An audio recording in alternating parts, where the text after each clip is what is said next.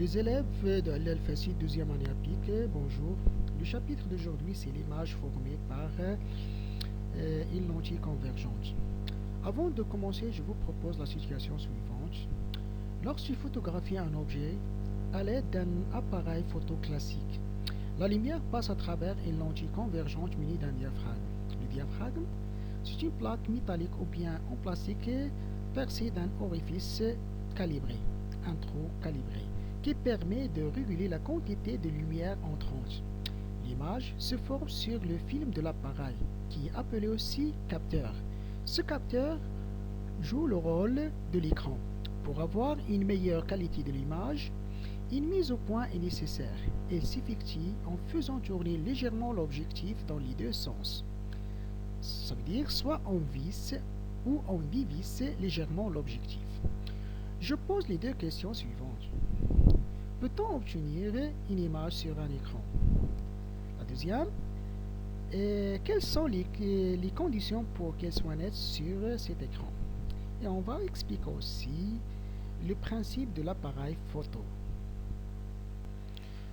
Pour répondre aux questions qu'on a posées, et pour le but d'obtenir une image sur l'écran, réalisons l'expérience suivante.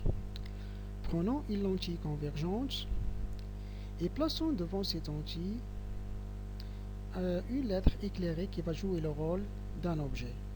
Cet objet est placé à une distance supérieure à la distance focale de la lentille. Derrière la lentille, on déplace un écran jusqu'à obtenir une image.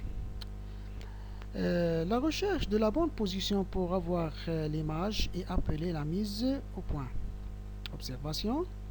L'image obtenue sur l'écran est dite image réelle. Elle est renversée par rapport à l'objet. Regardez ce qui se passe lorsque je place un diaphragme devant la lentille. Un diaphragme, c'est une plaque métallique circulaire percée d'un trou.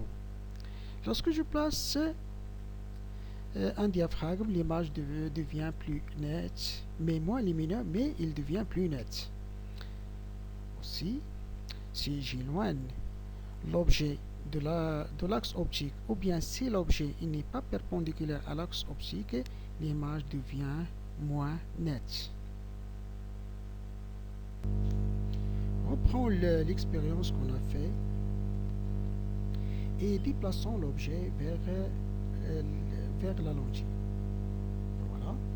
Bien sûr, pour conserver l'image nette, il faut éloigner l'écran. Et on observe que l'image devient plus grande qu'avant. Si on rapproche de nouveau l'objet jusqu'à ce que la distance entre l'objet et la lentille soit égale à la distance focale, cette fois-ci, l'image se forme très loin de la lentille et elle est très grande. On dit que l'image se forme à l'infini. Ici, on continue à déplacer l'objet vers l'écran. Cette fois-ci, la distance entre l'objet et l'écran et la lentille soit inférieure à la distance focale. L'image ne se forme pas sur l'écran. Mais si un observateur place son œil derrière la lentille, il percevra une image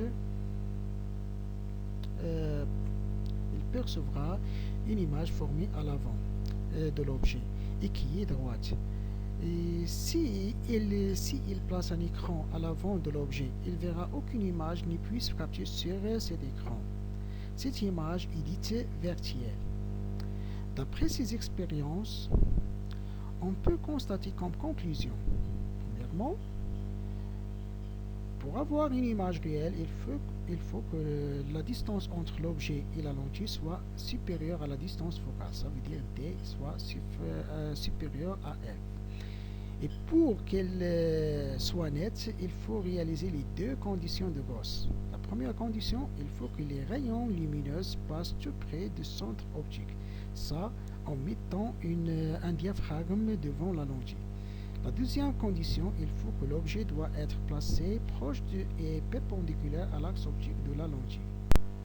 La construction géométrique de l'image obtenue par une lentille convergente. Pourquoi la construction géométrique?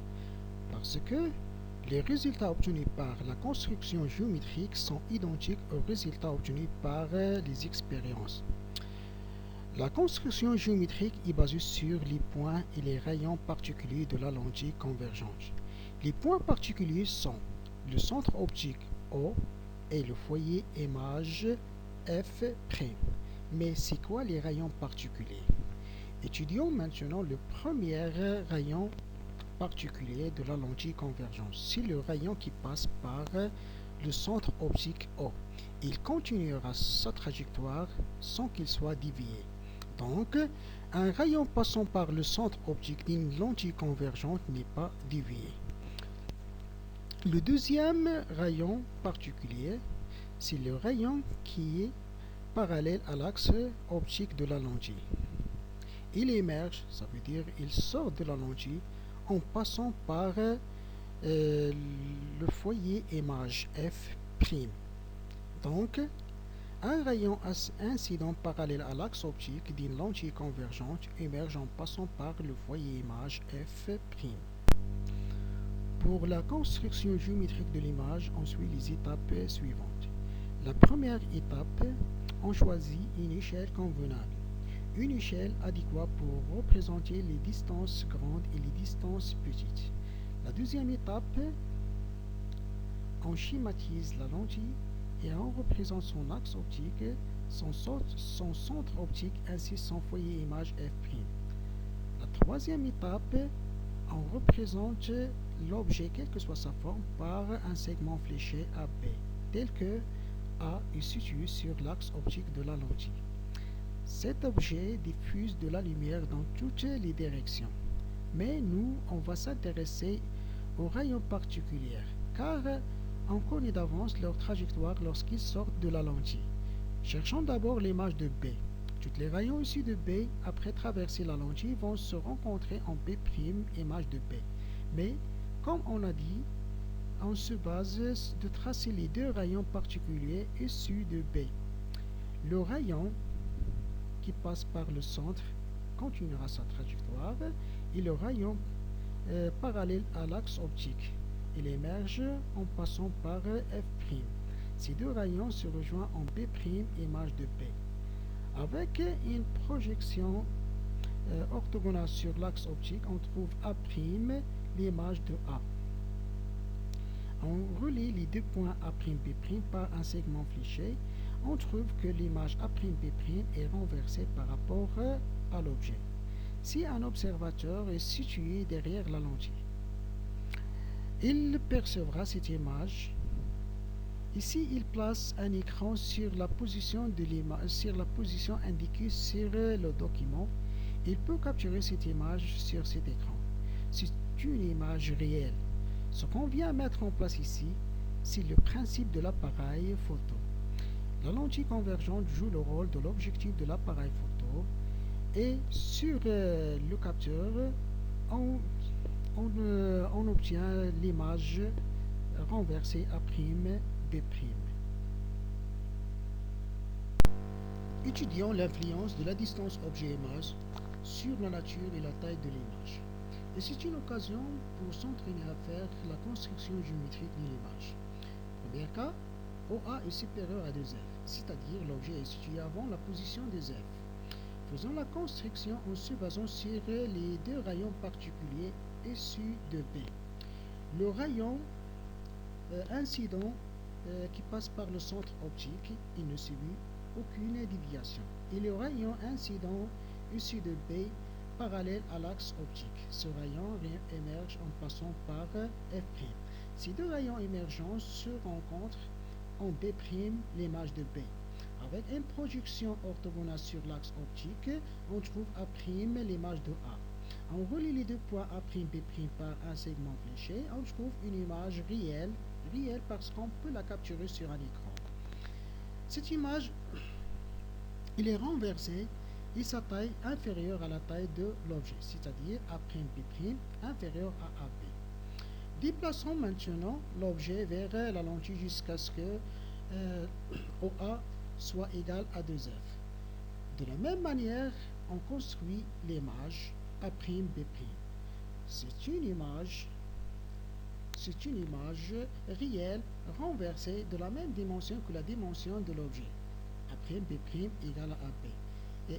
Et elle se forme à une distance de lentille égale à la distance entre l'objet et la lentille, c'est-à-dire OA' égale à OA égale 2F.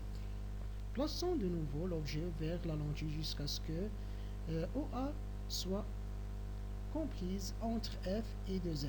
Cette fois-ci, l'image qu'on trouve par la construction est une image réelle renversée de taille supérieure à la taille de l'objet. Déplaçons encore l'objet vers la lentille jusqu'à ce que OA soit égal à F. De la même manière, en traçant les deux rayons particuliers, le rayon qui passe par le centre optique et le rayon incident qui est parallèle à l'axe optique, les deux rayons émergents, ça veut dire les deux rayons qui sortent de la lentille, sont parallèles. On considère qu'ils se rencontrent à l'infini pour former l'image. Cette image est très grande. En maths, deux droites parallèles ne se comptent jamais, mais ici il s'agit de deux rayons lumineux. Ils peuvent se compter à l'infini. Déplaçons de nouveau l'objet vers la lentille jusqu'à avoir OA inférieur à F. Et faisons la construction géométrique pour trouver l'image A'B', en se basant sur les deux rayons particuliers issus de P. Le rayon incident qui passe par le centre optique ne divise pas et le rayon incident parallèle à l'axe optique émerge en passant par F'.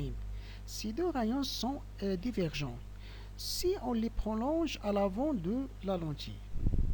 On constate que ces deux rayons se rencontrent en B', image de B. Et par une projection orthogonale sur l'axe optique, on trouve A', image de A. On relie les deux points avec un segment fléché, on trouve une image A'B', une image droite, sa dimension est plus grande que la dimension de AB, l'objet AB. Cette image est virtuelle. Pourquoi? Supposons un observateur est placé derrière la lentille et percevra les rayons issus de cette image. Ces rayons ne passent pas réellement par les points dont l'image est construite, mais c'est l'interprétation qu'en fait son œil quand il perçoit les rayons émergents de la lentille. De plus, si on place un écran à l'avant de l'objet, on verra qu'une image ne puisse capter sur cet écran. Ce qu'on vient mettre en place ici, c'est le principe de la loupe. Donc, on trouve une image A'B', image virtuelle droite, et sa taille est supérieure à la taille de l'objet. C'est ce qu'on trouve lorsqu'on regarde à travers une loupe. Voilà, c'est tout pour ce cours et on passe au exercice. Exercice, la figure ci-contre schématise avec l'échelle indiquée une expérience qui a pour but l'obtention de l'image d'un objet AB sur un écran. Question 1. Construis l'image A'B' de l'objet AB. Question 2. Quelles sont les tailles réelles de AB et A'B'? Question 3. Quelles sont les valeurs réelles des distances OA et OA'? Question 4. Trouve la distance focale de la lentille utilisée dans l'expérience et calcule sa divergence. Pour la question 1, pour la construction de l'image A'B', on se base sur les deux rayons particuliers issus de B. Le rayon qui passe par le rayon parallèle à l'axe optique émerge en passant par F'. Et le rayon issu de B passe par le centre optique, ce rayon ne dévie pas.